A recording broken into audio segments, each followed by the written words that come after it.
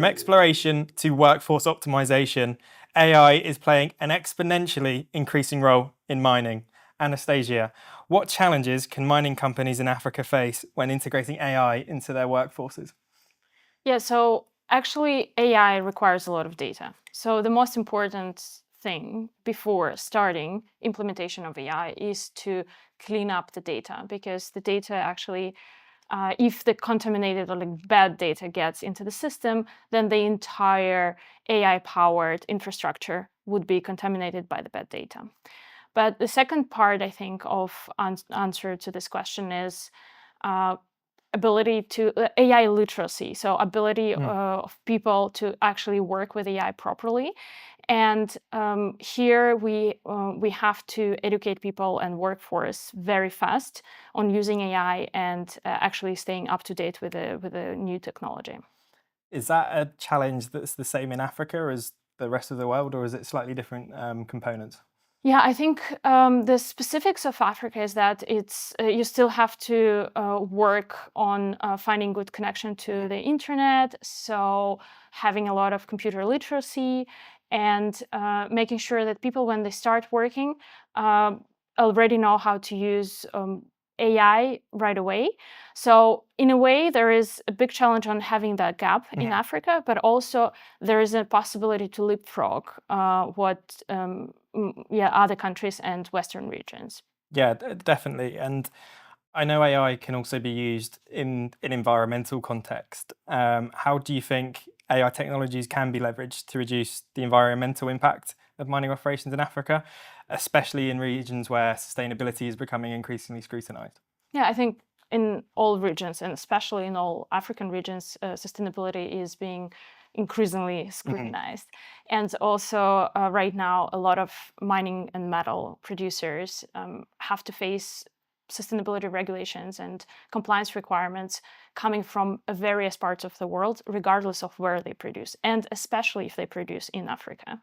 So I think a big part and big power of AI is on simplifying all of those processes and reducing resources required for that.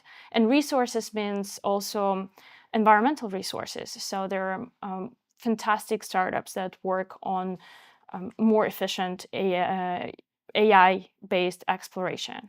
So you drill less, you use more data rather than more,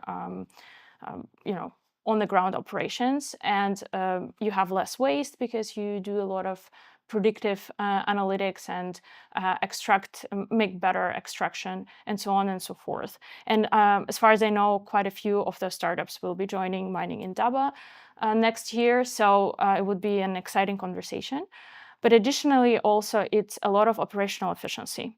And operational efficiency, I mean, in corporate and in administrative functions. So there are a lot of things that AI can simplify and fast forward, and especially when you work in different languages, in different regions, which is a specific problem for Africa as well. You can adapt and work with various languages as well using AI. You mentioned exploration AI. A big conversation is the relationship between AI and workforces. Do you think human expertise will have an irreplaceable role going forward in the relationship with AI? So right now there is an LME week ongoing in London, and just a few hours ago, professor from LBS, Linda Yue, mentioned that AI will have a disruptive role on the mining and metal industry. But the important part of this disruption is not on replacing people, but rather replacing people who cannot use AI. So again, coming back to your very first question on what's important for implementation of AI is actually pushing your workforce and educate your workforce on using AI and becoming AI literate as soon as possible, and follow all of the new technologies and be very comfortable with this. I really think that it's going to take a while before AI can actually replace human expertise, but it does find things faster, does work with unstructured data faster. It helps optimize certain processes. It does not replace expertise. So there is a lot of potential, but there is a limit.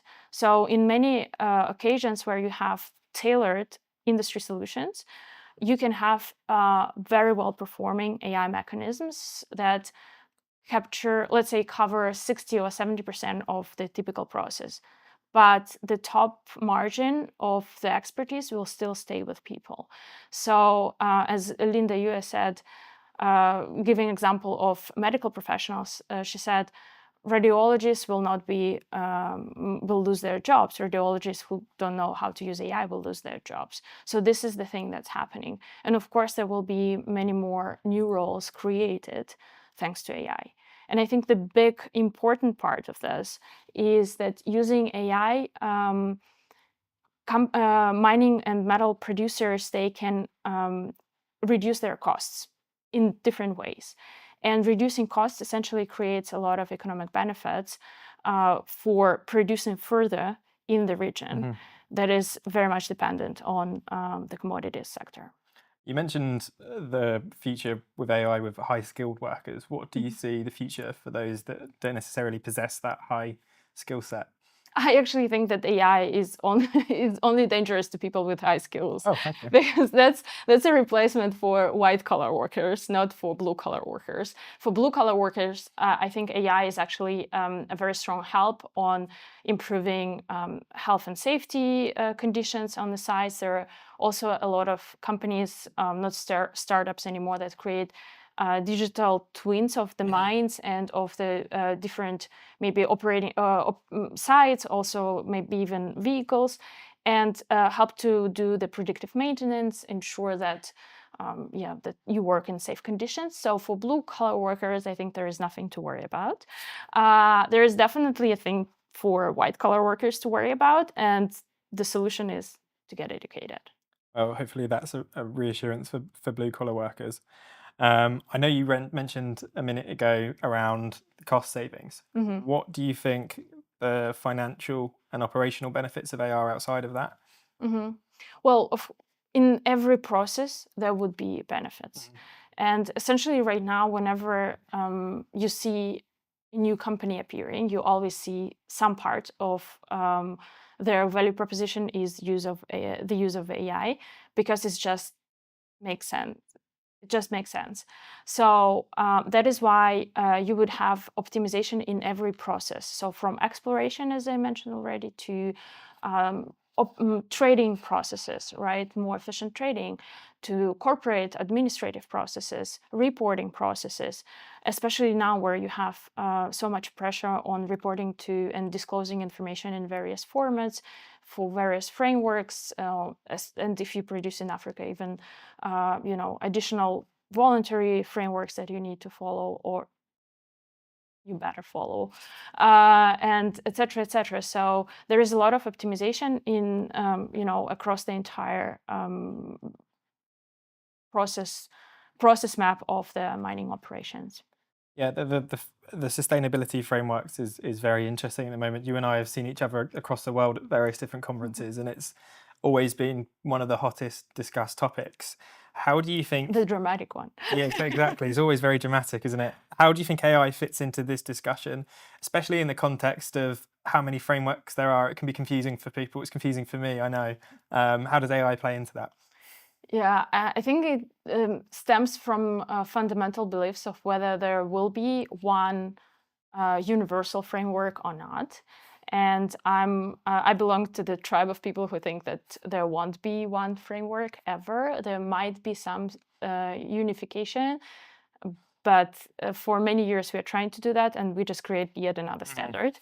And so far, I think there are frameworks like IRMA that are really becoming the basis for the industry, but still you would have specific frameworks for specific commodities and also requirements for different countries. Even in Europe, you have with CBAM and CSRD, you need to report on the same type of data from different angles. So as a sustainability professional in the mining and metal producer who is operating in Europe, or for example, have a headquarters in Europe, then you have to deal with all of these frameworks and do IRMA and then do a lot of reporting, like the governmental reporting. And then if you sell to the US, then the US ones, et cetera, et cetera. So I think there won't be a single standard.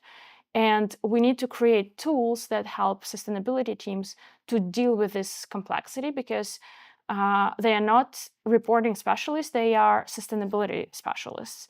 And I think they don't want to become reporting specialists. They want to think about strategic improvements, gaps, etc. And AI, and this is what we do with Sirius, right? So this is a big part of what we are building, is really building this universal adapter that would take your data and adapt it to whatever framework you need.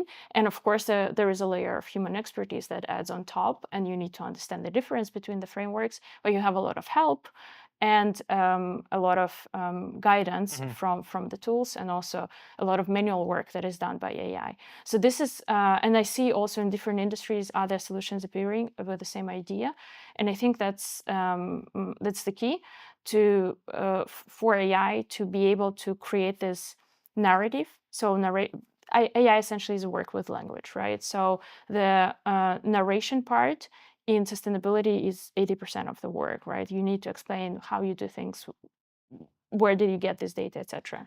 And this is a major part for AI to perform and improve operations in sustainability.